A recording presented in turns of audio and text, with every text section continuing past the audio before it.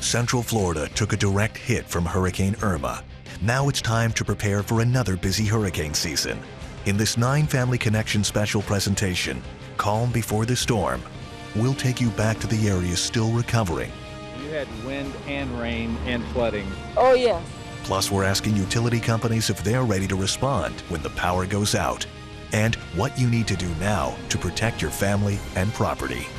Welcome to the 2019 hurricane season. I'm Chief Meteorologist Tom Terry. Florida has felt the effects of a hurricane 3 seasons in a row, and now we need to prepare for another busy season. We have the largest team of certified meteorologists right here in Central Florida to get you ready when a storm approaches. Now, before we look ahead to the 2019 season, let's look back at the busy and dangerous 2017 and 2018 seasons. The 2018 hurricane season will be remembered most for the devastation brought on by Hurricane Michael, the first Category 5 hurricane to strike the contiguous U.S. since Andrew back in 1992. Michael spared Central Florida, but the October storm pummeled Mexico Beach and broad swaths of the Panhandle in North Florida.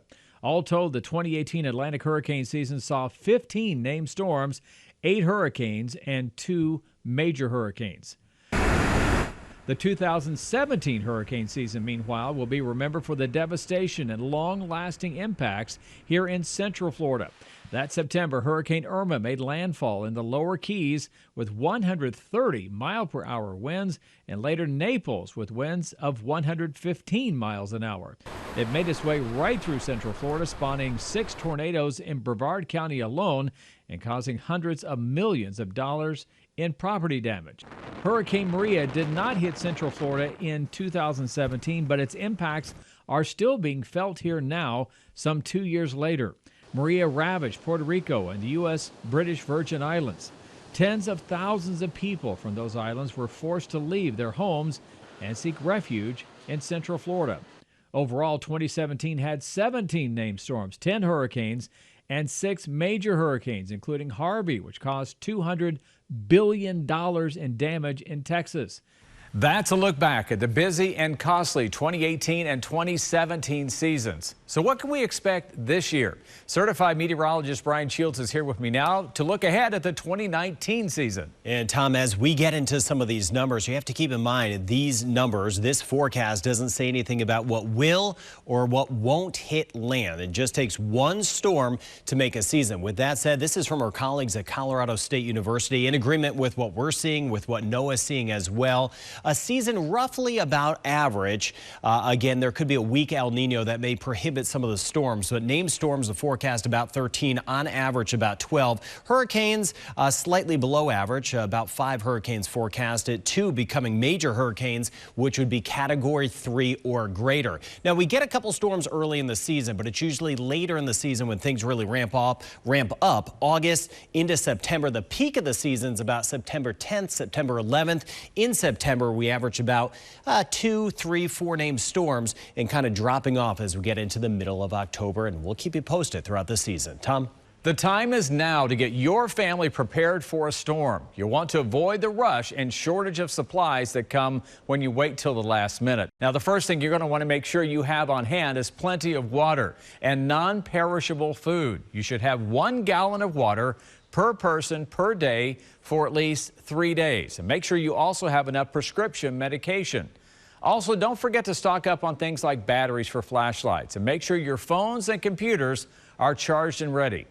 Around the outside of your home, if you're planning to board up, make sure you have the boards or materials that are measured correctly for your windows and doors. You'll also want to bring in any loose patio furniture or other items that may get blown around in a storm. Some neighborhoods around Central Florida lost power for days after Hurricane Irma. Certified meteorologist George Waldenberger is here now. And George, many folks relied on generators to power their homes. Yeah, there are a lot of options out there when it comes to generators, some costing hundreds, others thousands. But before you spend that money, decide what you will want to keep powered up. Storm surge, flooding, tornadoes. These hurricane impacts often hit one neighborhood while missing others nearby completely. But there's one phenomenon that can hit just about all of us: power outages. We obviously saw, and I think throughout the state of Florida, a large surge in generator purchases immediately after Hurricane Irma. Power outages are a rough reality we face after bracing through storms. So if you're thinking this year you're going to get a generator. So these are a presentation basically of 3 different options for generators that you may choose to invest in. Here's a breakdown. First, the small, basic generator. It may cost $200 to $300. To mainly just to power up your personal electronic devices, maybe a small fan in your home, things like that. Nothing too large. If you're looking to power something a little more serious, maybe some of your smaller appliances in your home, a refrigerator, this is an option. This is a mid-range generator. For $600 to $800. It'll run 8 to 10 hours per tank of fuel. Moving on up, this is something if you really want to power basically all of the appliances in your home. Including air conditioning. 12 hours per tank. This one costs $1,500 to about $2,000. But for even more money, we found a much more sophisticated system. When did you install this? We probably put this in maybe a couple months ago, 2 months ago maybe. This is a standby generator. It's ready to automatically kick back power to the entire house immediately after it senses the power goes out. When utility power drops out, it takes about 10 seconds.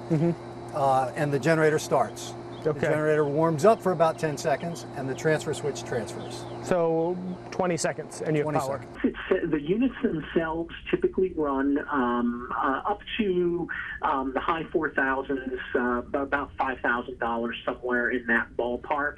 The most important need is safety. We've seen fatalities in Central Florida from carbon monoxide poisoning. Never use a generator in an enclosed space, and don't put it near windows or vents where carbon monoxide could be allowed into a home. Public shelters are vital in assuring you have a place to safely ride out a storm if you're told to evacuate. Certified meteorologist Rusty McCraney is here now to tell us what you need to know before you go to a shelter. I tell you, Tom, it's very important. One thing you got to keep in mind is when you make that decision to go to a shelter, they're not meant for long-term use, and you will have to bring your own supplies for you and your family. On a normal Central Florida day, residents come to Barrett Park to enjoy the gym and shoot a little hoops. But during a hurricane, it goes from looking something like that to something like this. During Hurricane Irma, Orange County opened more than 20 public shelters. For several days, residents rode out the hurricane together. Officials say before you come to a public shelter like this one here at Barrett Park, make sure you print out a checklist of essential items to bring. Here are some of the essential items: a 3-day supply of water and food, clothing and bedding, medications, phone chargers, and books and games to keep you and your family occupied. But all of us are different, with different needs. Some of us have pets, and Orange County does offer pet-friendly shelters. The pet-friendly sheltering, we do ask that if you have a cage, bring your leash, bring food, bring your bowls. Special needs residents can sign up before a storm hits and get on a PSN registry to guarantee a spot at a special needs shelter. We posted the shelter information for each Central Florida county in the hurricane section of WFTV.com. Rain from the storms and hurricanes can quickly cause flooding in neighborhoods. Residents in the Orla Vista community in Orange County had to be rescued from their homes 2 years ago. Here's a look at what you need to do now to make sure you are protected should flooding hit your neighborhood. Hurricanes and tropical storms are well known for their pounding surf and destructive winds. But heavy rain and flooding can often impact even larger areas during and well after a storm has passed by. Hurricane Irma brought extensive flooding rainfall to many local communities in and around the I-4 corridor and months of high water along the St. Johns River. What many residents find out, sometimes the hard way, is that normal homeowners insurance may cover damages against the winds of a storm, but if rising floodwaters damage your home, you may be caught paying for damages yourself if you don't have flood insurance from the National Flood Insurance Program. We're in the Orla Vista neighborhood. We're on the west side of Orlando, just south of the 408 Expressway. This whole area we visited the day after Irma hit, and it was all underwater. Like many neighborhoods in Central Florida, they're near retention ponds or small lakes, near ravines, and all of these areas can be very prone to flooding, especially after nearly a foot of rain. Did you have flood insurance to cover? Did you have flood damage here? We had a lot. I mean, we lost a lot of stuff inside, but when FEMA came, they said since they knew the whole neighborhood had insurance, they didn't give us anything. They knew you had flood insurance. I didn't check. I haven't checked still now. The Federal Emergency Management Agency, or FEMA, has extensive flood maps that show the various regions that are at the most risk for flooding. But flooding can happen just about anywhere. So how do you get flood insurance? Well, you're going to start with a conversation with your local insurance agent or an agency that sells national flood insurance. And rates will vary based on your home's particular flood risk. But normally, rates are pretty reasonable as compared to normal homeowners policies. Remember that now is the time to start looking at flood insurance because you may have to wait a 30-day period before a policy can go into effect. Next, we're going to speak with WFTV's veteran storm chaser, Steve Barrett, who went up to the Panhandle to cover Hurricane Michael last October, but found himself in the midst of a rapidly growing storm that ultimately became a Category 5 hurricane. The well-learned lessons he has for anyone preparing for a hurricane are coming up. Welcome back to the calm before the storm. I caught up with WFTV reporter and veteran storm chaser Steve Barrett to learn more about his harrowing experiences covering Hurricane Michael from Panama City and the devastation that Michael left behind in Mexico Beach. Central Florida avoided a direct hit in 2018, but last year's season ended with devastation in the Panhandle brought on by Hurricane Michael, which grew from a tropical depression on October 7th to a Category 5 hurricane just 3 days later as it made landfall in Mexico Beach. Over the final 24 hours, this just turned into a megastorm and just surprised everybody. WFTV's Steve Barrett has covered more than 20 hurricanes from Andrew in 1992 up through Michael last year. And we can really get a good look at things. If you want to see how the world can change in a blink of an eye, Mother Nature can do it, and hurricanes prove it. Steve found himself riding out this storm in a civic center in Panama City, where we all thought Michael's eye would cross. The storm wobbled a little bit to the east. We didn't expect that, so the eye never came over the top of us, and we never got that opportunity to move the truck, get out of there, get to our second safe location. It was impossible to leave. And at one point, the truck's kind of starting to bounce. You can feel it. It's not coming off the ground or anything, but it definitely, the shock absorbers are moving you up and down. And I started to get the feeling, okay, this is not going to end well. Steve and his cameraman, Mateo, helped shelter a homeless man caught out in the storm, and they felt the force of the storm inside the Civic Center. Mateo's going to show you what we found when we got in here. The whole front of the building was glass, and at one point, all the glass just sucked right off the building and everything just went flying. Inside already, because those front windows had blown out, the ceiling was falling, and the ceiling was all mirrored. So these huge mirrored pieces of glass are just dropping. All the while, Steve was in touch with us back here. You got some wicked winds there, but you don't need me to tell you that. I have full access to Tom Terry, so if it's not, well, if it's not Tom, it's somebody else right there in the weather center. Can you explain to me what kind of shelter you're in? And I can call them and they talk us through it. By the time it was safe to go outside and Steve and Mateo could leave Panama City, they witnessed the full destruction Michael brought. You know, we've all seen Mexico Beach just looked like it had been bombed. It was horrible. Yeah, this is our house. I can't even see where our house is. After covering all those storms for more than 25 years, Steve has some simple advice for anyone who might someday find themselves in the potential path of a hurricane. Don't ever take them for granted. And don't let the last storm predict how you react to the next storm. Because the last storm may have just scraped the coast and gone off like Matthew did. And then the next storm may come bulldozing right ashore like Michael did. With any hurricane, folks living along the shoreline need to be aware of the dangers of storm surge. Meteorologist Irene Sands is here now to explain more about the impacts it could have, especially in coastal communities. That's right, Tom. Storm surge is the abnormal rise in water level caused by wind and pressure forces of a hurricane or tropical storm. And storm surge doesn't just come from the ocean. It can come from sounds, bays, and lakes, sometimes well inland and go for a significant distance overland. Storm surge is the greatest threat to life and property. Irma brought big storm surge across the Antilles, and in Cuba, unprecedented levels in Havana, 7.5 feet. Storm surge is extremely sensitive to the exact track, and we saw this with Irma. Storm surge would have been much more extensive and destructive if Irma had not made landfall in southwestern Florida and stayed bordering the west coast of the state. Florida's topography doesn't help either. Being at almost sea level, the coast runs a higher risk when there is a storm threatening. That is why some counties in Florida have decided to elevate the roads to mitigate not only storm surge, but also sea level rise. Storm surge alerts and flooding maps became fully operational in 2018, and they sure made a difference in saving lives. After Florence and Michael made landfall in the U.S., National Hurricane Center scientists and officials traveled to the areas most impacted by surge and catastrophic inland flooding.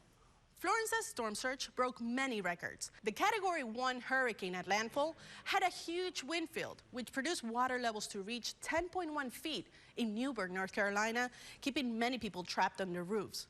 Category 5 Michael brought a massive and destructive storm surge to the Florida's Panhandle's coast. After the 2018 hurricane season, officials confirmed that the storm surge alerts and flooding maps lined up with actual events. Having storm surge watches and warnings do save lives. Remember, run from the water and hide from the wind. Great information there from Irene. You really need to be aware if and when your home is threatened by storm surge. You need to know how to prepare and when to evacuate if it ever comes to that.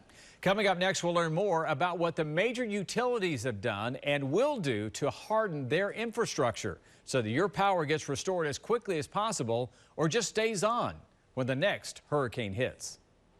Welcome back to Calm Before the Storm, WFTV's Hurricane Preparedness Special for the 2019 hurricane season. Millions of people were left without power, lights, and of course air conditioning for weeks after Irma. Meteorologist Cassandra Crimmy joins us now. Cassie, you spoke to two major utility companies working hard to make sure those numbers go down this season. Yeah, Florida Power and Light, along with Duke Energy, took a look at what caused the outages and what could be done to improve services. Irma was a powerful storm that toppled trees across central Florida 2 summers ago and forced the state's large power companies to harden their power grids. We have found that underground power lines perform 50% better than overhead power lines during day-to-day operations. During Hurricane Irma, it was more than 80% more reliable. So we are pro undergrounding. After Irma, FPL launched a pilot program to put even more lines underground. Duke Energy also committed to burying some of its power lines, but more recently it focused on something called self-healing technology with this device called a Viper. This system basically reroutes our energy and finds different lines so that your outage actually lasts less than a minute when something happens and causes an outage somewhere near you. But even the most advanced self-healing technology cannot prevent outages when the system is just overwhelmed, like what we saw with Michael up in the Panhandle. Hurricane Michael has a Category 5. That probably is not something that this technology would help. We had entire rows, if you think of rows like this in the Panhandle, that completely disappeared. Washed away by the storms. And while buried lines may be protected from most hurricane and even afternoon thunderstorm damage, they can still be vulnerable to flooding and uprooted trees, and they can take more time to repair. It does really take a mix of technologies to make undergrounding work. Duke targets its undergrounding efforts to areas with the worst performing lines based on historical data. And these are segments, not miles and miles or entire neighborhoods, but very small segments where we believe that undergrounding may help solve that specific problem.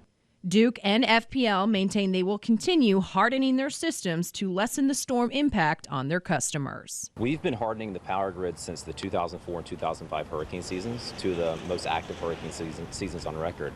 We've invested billions of dollars into building a stronger, smarter, more storm resilient grid, and that includes not only undergrounding but also hardening poles. And we plan on having all of our main power lines hardened by the year 2024. This season and in the future, both FPL and Duke say they are committed to restoring power more quickly and keeping customers informed. Next, we'll take a look at how we here at Channel 9 are reaching viewers who can't hear the warnings.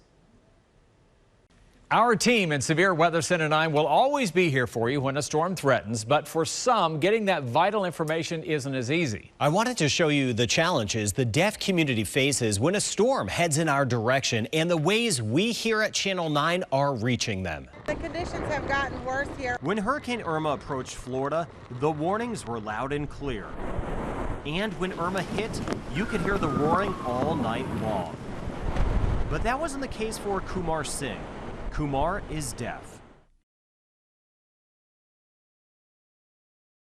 Kumar's primary language is American Sign Language, or ASL. He is one of 3 million people in Florida that are deaf or hard of hearing. Tamara Penisenko, a certified interpreter, translates Kumar's hope for improvements in communication. Because currently the community, as a deaf community, we've had limited access and limited options. And in times of great importance, like when a natural disaster is imminent, communication is key. ASL is the 3rd most used language in the United States. Fortunately, new platforms are helping. Most of the apps are really a benefit for the whole deaf community because it's a way to access information individually, and you can get instant messages about what's happening with emergent weather. But why is there a need for a signer when there is already closed captioning? Some prefer to use a sign language interpreter. Possibly their first language is American Sign Language, not the English language. And written English would be a second language. In Severe Weather Center 9, it is our goal to reach as many people as possible to keep you and your family safe. And that includes our very own Vanessa Eccles, who is learning to sign. Last year, she provided a message about preparation and safety prior to the hurricane season. Brian Shields, Channel 9 Eyewitness News. Eyewitness News and our news partners at News 96.5 WDBO Radio will be here for you on air whenever a storm threatens. Download our new Eyewitness News weather app to stay up to date on the latest tracks and the storm forecast. You'll be able to see our live stream should you lose power. For all of us here in Severe Weather Center 9, thank you for joining us and stay safe.